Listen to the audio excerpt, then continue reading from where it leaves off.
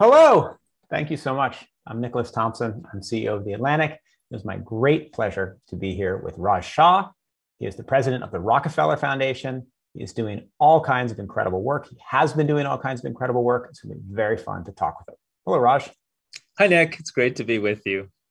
What a pleasure. Okay, well, let's dig in. You've written a lot. You've said a lot about income inequality, technological advance, about COVID, about climate change. I want to cover all these topics. But first, I want to start with something that you've talked about, but that interests me a lot, which is that technology seems in the United States to have increased income inequality over the last 20 years.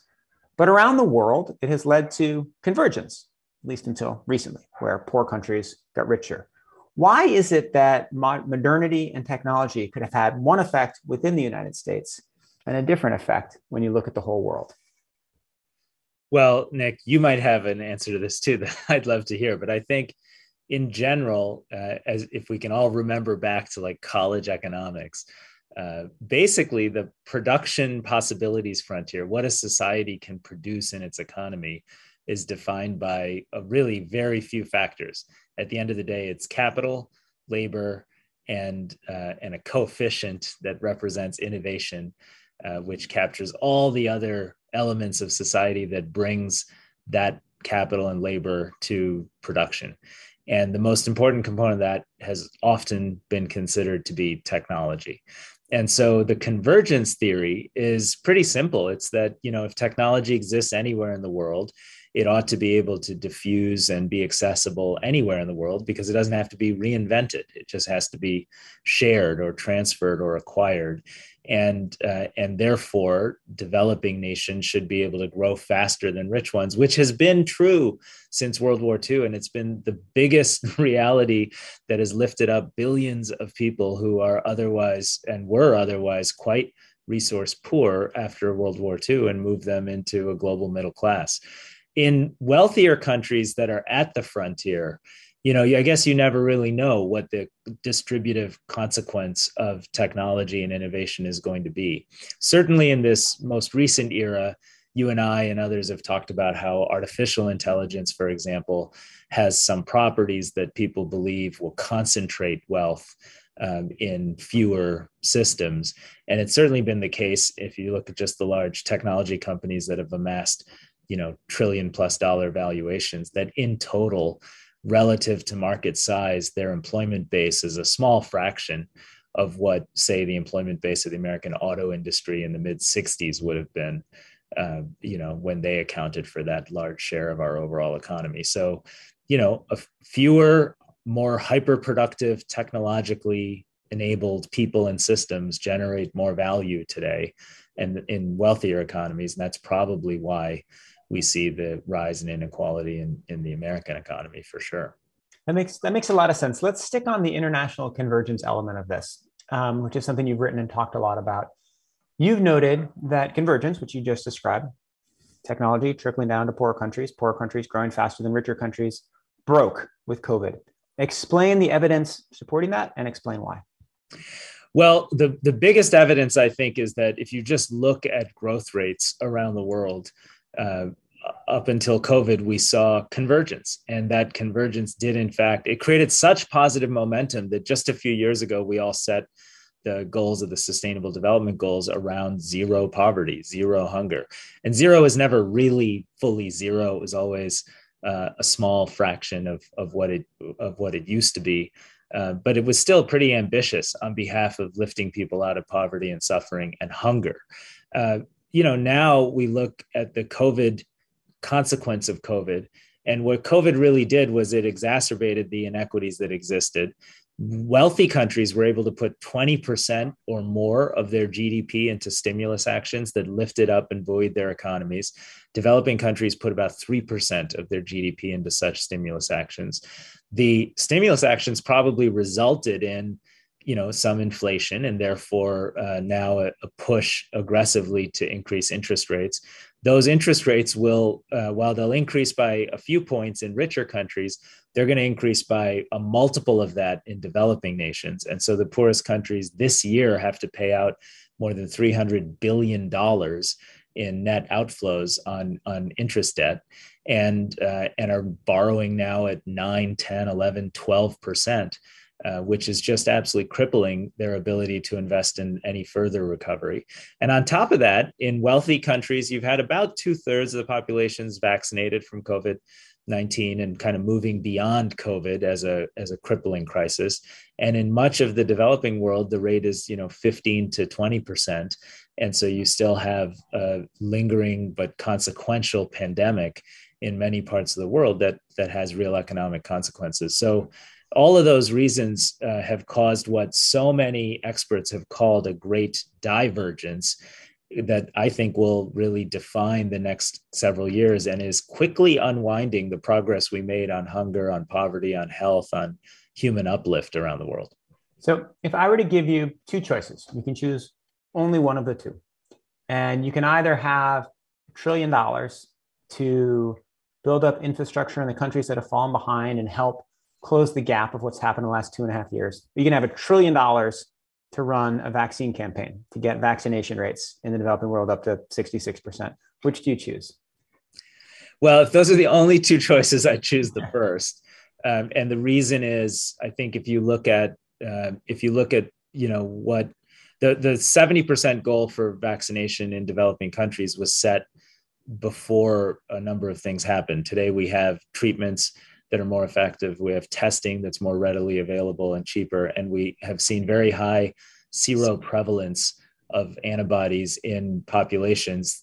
In Africa, for example, some countries have 60, 70% seroprevalence, which means there's been some exposure. And we know now that really dire consequences of COVID are tethered to obesity, diabetes, cardiovascular preconditions, and really the health conditions of wealthier, older populations. So, and I say wealthy, not meaning wealthy in the United States, I mean wealthy on a global basis, on a relative basis. So I think the vaccination strategy in developing countries should really be high-risk populations, and that can be defined pretty broadly. But I would put the resource right now into building the kind of infrastructure that can reignite real convergence and get people back on a growth path and out of poverty. So great. So let's take your $1 trillion. We're going to spend it on infrastructure and convergence. Help me understand the most efficient ways to introduce technology in developing countries. And I'll preface it by saying that I spent a while, not that long, but for a while in my early days, a reporter writing about technology in Ghana. This is 20 years ago. And it was always interesting to me. Every time it seemed like one problem was solved, you'd realize it just moved the problem a little further down the stack, right? You'd get an internet pipe, but then you wouldn't have the governance that would allow you to introduce it correctly. You'd set up an internet cafe, but all the toilet paper would get stolen there. There were so many different problems that came in. It just seemed like you have to get a whole bunch of things right at the same time. So help me understand your framework for how to use this $1 trillion most efficiently and what to improve first. Sure. Well, and since you mentioned your own important learning in Ghana, I would start by just pointing out that there have been examples where technology has motivated the kinds of changes you're talking about in governance and policy and investment in education, and actually led to massive uplift. So I'll give you just one example, since we are at the McCain Institute and we are doing this in honor of the McCain tradition. And Cindy McCain, Ambassador McCain, is now the US Ambassador for Food and Hunger.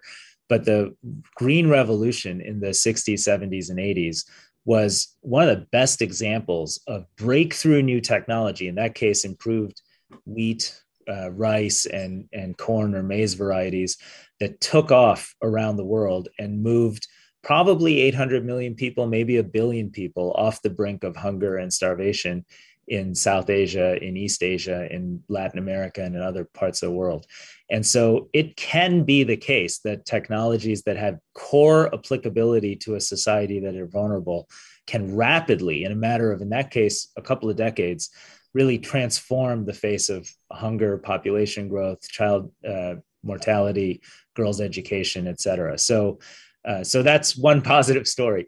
I think we need that positive story right now on renewable energy and electrification.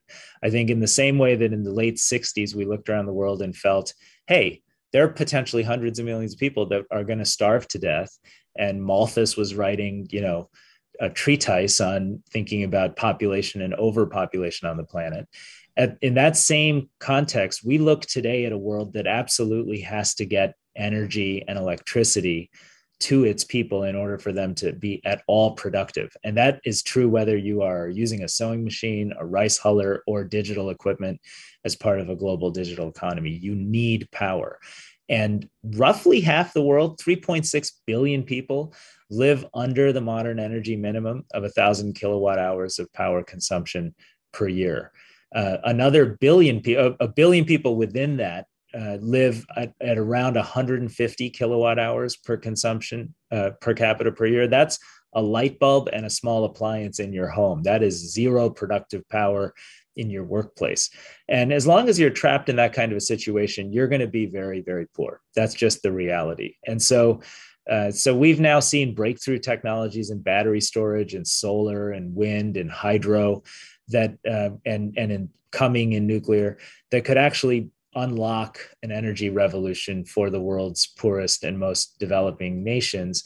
And we think that could actually yield an era of inclusive growth that we've really never seen before. And some of us, I've had a chance to see this firsthand in action in Nigeria and Kenya and India, and it's going to be really transformational. So I'd use a big chunk of your $1 trillion gift to me on that topic. And then I would link it to food, because still a lot of people are in economies where they're effectively food producers, and they need to be much, much more efficient. We can talk about that because of what's happening in Russia and Ukraine. And so you're adding basic infrastructure. Do you think that adding internet access, computing power, laptops is essential, core, a nice to have once you've reached a certain level of development? Where does that kind of technology sit in your investment? In the stack? I'd say that's essential, and it comes after having access to the basic infrastructure, like sanitation infrastructure and in particular electricity. Right. The laptop's not going to work well without the electricity. Yeah, exactly. But it's all one and the same. The reason you have high demand for power is so you can power digital devices and use them. There's a extraordinary visit I made to Bihar in India a few years back before COVID. And we had a small rural solar grid set up to power a town of about 70,000 people. And we were walking through their village when their quote unquote government power, which was very erratic and usually there for 3 or 4 hours a day, when it went out, it was like 5:30. And then we waited a minute or two, and then the Rockefeller supported kind of grid came online. And what it allowed people to have 24-hour electricity, something we take for granted. But when I talked to shopkeepers, like a carpenter there who was one of our customers, he said, look, before, with only a couple hours of government power, I couldn't buy power tools. I couldn't employ people. I couldn't take risks because I didn't know what my situation was. Now I have employees. I've created jobs. I have power tools that everybody's more productive, and we're selling more furniture, And so, it's a common human instinct to want to lift yourself up. And the same thing from people who are running food carts and food stands, the same story from the school that was educating girls at night and had extra classes for girls in the evening because they couldn't do it before the lighting was solid and the area was safe. So these are the kinds of things that technology now makes available. That grid we set up cost us, when we first tried these systems about 10 years ago, cost over $1 per kilowatt hour. Now it's down to about 20 cents a kilowatt hour. And this year we'll hit 15 cents a kilowatt hour because we're building 10,000 of these at scale. I mean, that's the kind of scale and commercial viability you want. And that's when you can really change the world at scale. That's phenomenal. I may have read a version of that story where your daughter, where I think you said that it was the first time your daughter had said you were cool, or something like that. Yeah, it was. Well, it actually was interesting. She was 9 at the time, and I took her on this trip, and it was the first time she had seen the level of deprivation and poverty. She's always grown up in a fortunate context here in the United States. And she was just, she was quiet and silent and pensive as we kind of walked through this village with, you've been there with with, animal feces on the ground and lack of basic infrastructure and just a lot of poverty, hungry kids like sitting on the side of the road. And then when she saw the lights go out, it was this moment of just despair. It's like, gosh, nothing here gives you hope. And then 30 seconds or a minute later, everything went back on. And she didn't actually think I was cool, but one of our program officers, Ashvin Dayal, was with us. And she looked at him and I said, this is Ashvin's project. He's been working on this for 8 years. And she was like, wow, he's amazing, because she could see it in the people we were visiting. And it was really cool. Kids, man, they want to be inspired and they want to make a difference in the world. And it's nice. So those very rare moments where your kids actually have a tiny bit of respect for you as a parent. It's wonderful. Tiny being the operative word. Yeah. All right, let's talk about this electricity problem, because if the developing world all sets up wonderful solar grids and wind and hydro, it's all going to be good. Right? But if the electricity problem is solved by coal, then we got a real problem. So explain the choices we have to make now to help make sure that the developing world makes better renewable energy choices or has better renewable energy systems than we've done ourselves. Yeah. Well, I would say, you just said it. I mean, right now around the world, there's 212 gigawatts of new coal coming online. 120 gigawatts or 112 gigawatts of that are in low-income countries that Rockefeller works in, these 81 energy poor countries, not including China. And the remainder is mostly China, of course. And when you look at who's financing and who's profiting from and who's, behind those coal plants, it is primarily Chinese financing through both the Belt Road Initiative as well as an institution called the Chinese Development Bank. And that's just been the development model to provide energy in developing countries over the last 15 years, has been very China dependent and very coal focused. And so we need an alternative. And I think even the Chinese have, at the COP at Glasgow at the end of last year, made a commitment to stop doing new coal as part of its Belt and Road Initiative, but it still has the 112 gigawatts kind of being planned and financed and constructed right now. And then those plants are around for 30 plus years. So we need an alternative, and the alternative ought to be renewable energy. It's cheaper, it's more efficient, it's less prone to corruption because you're not putting all your eggs in one mega project. You're doing distributed solar or distributed wind. You're using new technology like smart meters and artificial intelligence to manage these things remotely. And it just works. I mean, we've got 550,000 customers in India, very poor people, very remote parts of Bihar and Uttar Pradesh and other places, Uttaranchal, and they pay their bills at 97% collection rates because the last thing they're going to want is to live without electricity. And so you see, all you got to do is visit them and ask a mother, what does this mean for your daughter? And she'll tell you, my daughter can now earn some money sewing clothes. She can go to school. She can read at night. It's transformational. We take it for granted, but it is the key to unlocking both food systems productivity and human productivity and uplift in these economies. But the efficient market hasn't yet provided solar to all these parts of the world, right? Because it's too expensive and it's hard to ship the panels. And what needs to change for that? Do we just need more efficient solar panels? Do we need... Well, the number one thing we actually need is access to lithium-ion battery storage, and for it to be cheap and stationary. Right now, I don't think people realize the extent to which the world is in a battery storage or energy storage crunch. Most of the world's lithium-ion capacity is targeting and going to the electric vehicle market, which is great. I mean, we need more electric vehicles. But we also need a dedicated lower cost supply chain for stationary storage in around the world, including in the United States. And by the way, that is a different product, right? Like you design a different power delivery specification for a electric vehicle than you do for a rural mini grid in Northeast Bihar. It's just different specs, different product entirely. And it needs to be cheap. So that's one of the things we're working on with companies around the world, is to build out that second value chain and supply chain for that part of the market. Because you need the storage, right? Solar power is great during the daylight, but at nighttime, you Yeah. can't turn your lights on at night. That's kind of when you need them. Well, let me ask how you do that without perverting the market. So I'll tell you another story from Africa. When I was there, I remember meeting somebody on the street who had a wheelchair that didn't work at all, right? Tires were flat. And where'd you get that? I got this hospital. Go to the hospital. Where'd the wheelchair come from? Oh, a foundation gave us all these wheelchairs, and they were made for like linoleum floors in an American hospital, and they broke on the roads in Ghana.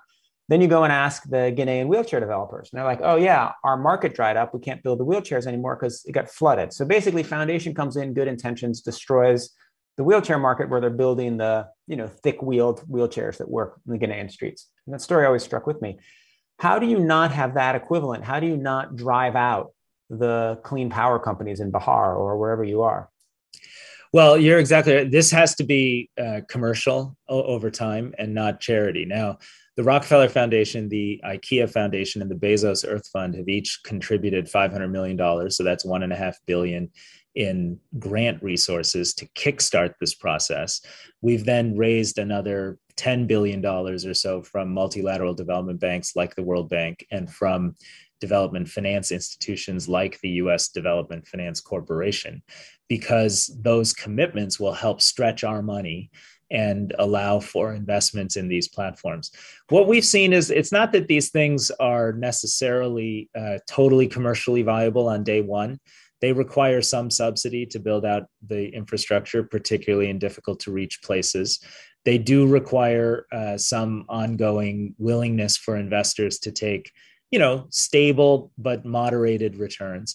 But it's not like giving things to people. People pay for power. They pay for power all over the world. We're just trying to usher in a world where we have new low-cost technologies that are providing the right kind of power in a sustainable way.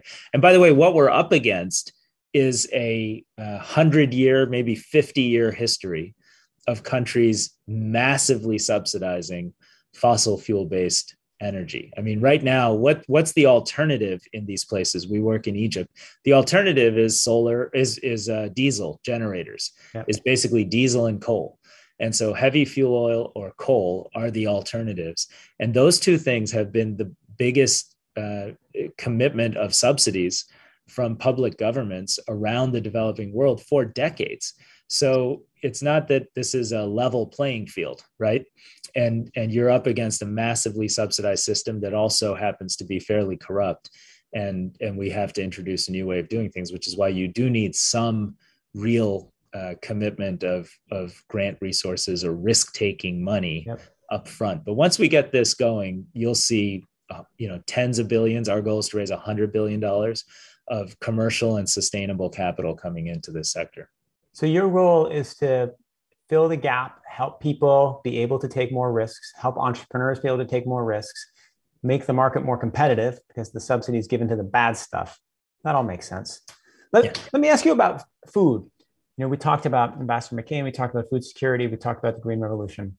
What is the most important advance in food technology that we need right now? Well, there are two. I mean, it's hard to talk about food without really fully discussing and understanding the impact of Russia's horrid invasion of Ukraine on the global food system. So we'll come back to that, I hope. But to answer your question, I think it's in the alternative protein space. I think, in general, if you look at any food system, people grow a lot of grain. Most of that grain feeds animals to produce protein. That basic technology process has been pretty consistent for a very long time with very little yield improvement, so to speak, in the amount of protein you get for the amount of sunlight and and phosphorus and nitrates you put into the soil to generate the grain that powers the system. So I think the big disruptor over time will be alternative proteins, and that there'll be a huge range of that, right? So some of it will be in like super elite markets and restaurants in San Francisco and elsewhere. You'll have cell-based steaks that are grown in a lab somewhere and presumably taste like Kobe beef and are fantastic. But in most of the world, it'll be, protein as a industrial food ingredient that is produced more efficiently, more effectively, lower cost, and with much more sustainability for simple food production systems. So that's number one. What's number two?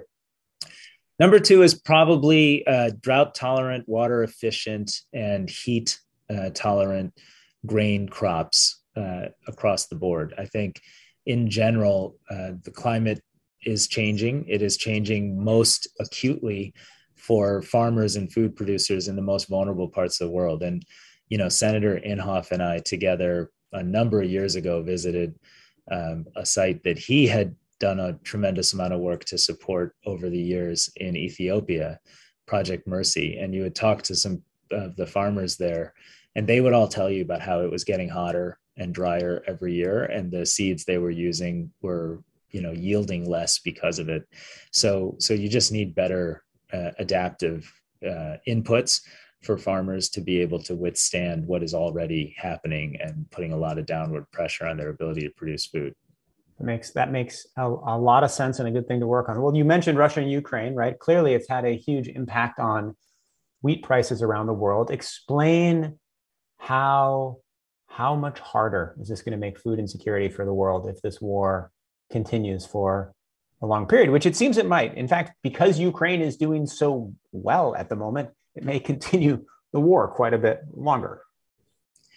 Yeah, and even if the war, you know, came to resolution quicker than some people believe it might, you would still have significant lingering impacts on the food system because of the nature of these supply chains. You know, in 2014, I visited Ukraine and toured Maidan Square and saw the courage and bravery of Ukrainians, especially young people, you know, that were determined to build a different kind of country and force a different kind of government for themselves. And so I understand. And on my way to Kyiv, I went first to Odessa and then drove through the wheat fields there. And these are the largest farms anywhere on the planet. I mean, they make some of America's larger farms look modest in scale because you just look and for miles and miles and miles you see wheat.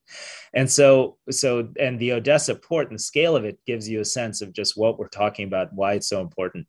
But it's not just Ukrainian wheat. Actually, Russia produces 20+% of the world's ammonia for fertilizer. Most of that ammonia for fertilizer is used in markets in Africa and Asia and in Latin America and parts of Europe. So actually, I personally think that we're all talking about food prices for sunflower oil and wheat because so much of that comes from Ukraine. And that's causing a crisis right now that has pushed 47 million more people into acute hunger. It has increased the number of hungry people significantly on top of that. And it deserves an emergency action to respond to it. But I think there's going to be an even bigger crisis this summer and this fall when the consequence of people basically planting without fertilizer in much of Africa is seen. And we've seen this before. We saw it in 2007, 2008, where it caused 48 different episodes of instability and political violence because of food prices and the crisis that was taking place then. And I think we're going to see that again if we don't act more boldly right now. And where will it hit the hardest? Presumably places like Afghanistan that already have problems with food insecurity. Where else? Well, Afghanistan's the most vulnerable country from a Ukraine wheat importing perspective, but also sunflower oil and other imports of food commodities. The Sahel and about 5 to 7 countries in West Africa are highly dependent on both Russian ammonia for fertilizer and Ukrainian food exports. And so that's a big part of it. I think Egypt is a critical, vulnerable country. The Horn of Africa is deeply vulnerable as well. And where we've traditionally seen, you know, the confluence of drought and food price shocks cause massive refugee crises, et cetera. So I think those are probably the most vulnerable. I think if you look around the world, though, you'll see a steady increase in food prices for families and households. And, you know, a 40% increase in food prices for a family that spends 40% of their disposable income in food in Myanmar or in a Southeast Asian country is going to have a tremendous consequence on the politics of the area, on food and nutrition, on the number of people that are hungry, and on how this plays out. So I think it's a global problem. And you mentioned that unless we do something, right, when you were talking about the trouble for farmers in the year ahead, What exactly did you mean, and what should we do? Well, we thankfully, America has represented leadership on food and hunger and humanitarian affairs on this planet, but foremost leadership since World War II. And in fact, American food assistance started as part of the Marshall Plan because we said we're not going to let Europe be hungry. We're not going to let hunger, poverty, and I think Roosevelt called it fear from want and need. We're not going to let that create the conditions that will lead us to a World War III and create that kind of disarray. So we have had a long history of American leadership. I think the most important thing we need is to rekindle that history and for America to lead on the global stage right now. I think technically, when you look at what you need to do, there are probably three major things. The first is fully fund the World Food Program. David Beasley is doing an excellent job leading that effort right now, and that's going to be important. But along with that, we need to make sure that USAID and some of the other operating partners are pre-positioning food stocks in the most vulnerable areas. That pre-positioning strategy works really well when it's done with enough lead time. And in this case, we can now predict with some precision what's going to happen this summer and this fall. We should not let it go unnoticed. The second part of it is we need to absolutely provide some sort of immediate debt relief to countries that are most vulnerable. You know, right now, these countries have an interest price crisis, a fuel price crisis, and a food crisis. And these countries are just going to crush under the weight of all that. So some sort of emergency financing action, debt relief, low cost, long duration lending from the World Bank, but something new, quick, and efficient is critically needed. And then the final piece is Feed the Future and programs like that invest in agriculture so that countries can be more agriculturally independent. I mean, Africa has 65% of the world's arable land and should not be importing food. And it's a multi-decade process to change that reality, but we have to recognize crisis when it happens and use this moment to take a leap forward, not a huge, huge step backward. Can I go back 1 minute? You said something fascinating about pre-positioning. So that is modeling where there will be problems with hunger and bringing in stores of food and putting it in warehouses? Yeah, exactly. That's exactly and that it. Works? That does work. It works exceptionally well. It works well when it's done in coordination with countries and communities, with the World Food Program and USAID and its partners. We know how to do that. It's not just, grain and bulky lower cost items, but also oil, vegetable oil, sunflower oil, and different commodities. Another part of it actually is pre-positioning ready to use therapeutic foods, which are actually critically necessary at times of crisis. We should be ramping up production of those foods right now. There's some manufacturers in the United States that USAID has helped support. There are a few in France, but these plumpy nut and peanut rich kind of foods that can resuscitate children in particular who are right at the brink of mortality or serious morbidity from hunger. And it's actually an interesting market opportunity if you are a farmer in the United States and you can map out where there will be food crisis, where you wouldn't actually need to pre-position food. You can grow the food in advance. Like this actually, now that I'm listening to you talk about it, it makes it seem more solvable. So yeah, it is. I'll tell you, it's solvable. It's probably not. Yeah, it may not be an immediate market opportunity for farmers. It's a pretty small share of total global production and distribution, and the system to do it. But the system to do it exists. We do it already. It's just a matter of investing in it now for the future. So a lot of times our humanitarian money flows kind of last minute. So people see a famine in the Horn of Africa, and then they start funding it. I want to pre-fund this famine that's coming and avoid it by doing some of these actions. But of course, instead of waiting until October. If you pre-fund it, the famine doesn't come, and then the people who gave you the money will be like, "There wasn't a famine. Why did we give you the money?" But you can. Well, I'll tell you why. Because I really believe I've done politics on food and hunger all around the world, and I really think that American lawmakers and leadership understand America's role leading on this issue. It just differs from the way people talk about it in the EU and the UK and the Middle East, all of whom have an important role to play to fund this stuff with us. But food and hunger, that's been America's calling card in terms of our values and our humanitarian leadership, our and seeing those values at play in other parts of the world since the Marshall Plan. And, it's not like a group of African countries had anything to do with Putin's decision to become barbaric and attack Ukraine in such a horrific manner. So they shouldn't pay the price. So a lot of US senators are watching this. We only have a few minutes left. Let me ask just two more questions. The first one, tensions between the United States and China keep rising. You alluded to this slightly in the question of how we'll bring energy to the developing world. How much does the decoupling of the United States and China and the increasing tension, how much does that affect your work? How much does it make it harder to solve all these problems you need to solve? Well, it makes it infinitely harder, and yet we remain optimistic. It's infinitely harder because it's not just a decoupling, right? It's a aggressive and aggression-based mindset that covers military spending in China. It covers the forced laydown of how Chinese institutions and its military are positioning themselves, and it speaks to their own values and thoughts about Taiwan and elsewhere. So it's really not just a decoupling. It feels like it's much more of a confrontational relationship. That said, and one that needs to be managed very carefully over time. That said, you simply can't solve climate change, for example, without taking Chinese coal and the Chinese financing of coal in third countries and converting it into renewable energy. You just won't do it. And then a hotter world is one that all of us and our children will suffer in together, whether they're in China or Washington.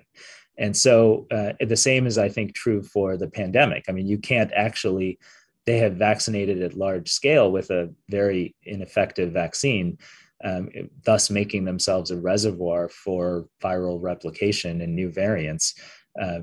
Frankly, we needed much better data sharing from Chinese labs and institutions on the front end of this crisis to protect ourselves and others.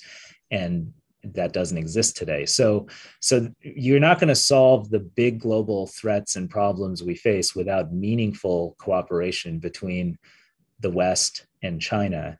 And I think it's gotten a lot harder because of China's obvious and clear siding with Russia in this horrific confrontation. And what are the prospects for figuring out ways, like having there be two stages or two different levels, a level where the United States and China are arguing about technology policy, arguing about Russia policy, arguing about Taiwan, but cooperating when it comes to electrification, when it comes to food supply? Is that possible, or are they inextricably linked? Yeah, I think it's possible, but I think it has to be navigated very carefully. The Rockefeller Foundation has been around for 110 years, and some of our biggest investments have been in China. We actually created the Chinese Peking Union Medical College, the university hospital system, and much of the modern healthcare system has grown out of that. So it was interesting when I go, and I've gone many times before the pandemic, you meet people who have just a reverence for and a commitment to American institutions like the Rockefeller Foundation, because they see that shared history and they're grateful and appreciative and want to build on that. And so we do some work with Chinese climate scientists, with Chinese medical professionals, with Chinese food scientists. But we can do that only at a certain scale because we're still, at the end of the day, a private institution. How you convert that positive cooperative mentality into something bigger and more nationalistic between the United States and China, I don't know how to do that. You have a lot of folks at the Institute this weekend that will figure that out. but it's all listening right now, and they're all going to tweet out the solutions, and we're going to solve it so quickly. That's been a certain amount of discouraging information in this conversation. I've loved this conversation. I've learned a ton. Tell me two things that we should all be optimistic about that we haven't covered. Two things good that are happening in the world right now that maybe not everybody knows about. Well, I think honestly, the biggest thing that I get excited about is the idea that technology does now exist to help us end the kind of extreme human suffering, hunger, poverty, being shut out of a modern standard of living. It does exist. And when people see that it exists and see that it can help themselves and help them lift up their families, there's just a demand and a desire for that human uplift. So despite all this kind of talk of convergence and divergence, I think we created this global energy alliance for people and planet. We've mobilized $10-11 billion into it. Our goal is to get to 100 billion. The goal of that effort is to move 1 billion people out of poverty by affording them access to renewable electrification, because it's the cheapest and most commercially viable way to do it. And we're well on our way to doing that in almost 24 countries in just under a year. So I'm hopeful that over time we will get our story straight and help finally end the kind of poverty and suffering that has trapped people in conditions that just don't feel humane in our modern era. And then the other reason I'm positive is I actually believe at the end of the day that, and I see this with my daughter in Bihar, seeing that plant, but also I just think there's a sense of awareness and caring about these issues that will force solutions. We many of us worked together on the Horn of Africa drought and famine in 2011. Even in that setting, it was sort of less visible to people. I think this time around, people are watching what's happening in Ukraine and Russia. People are seeing the images of mass graves and mass killings.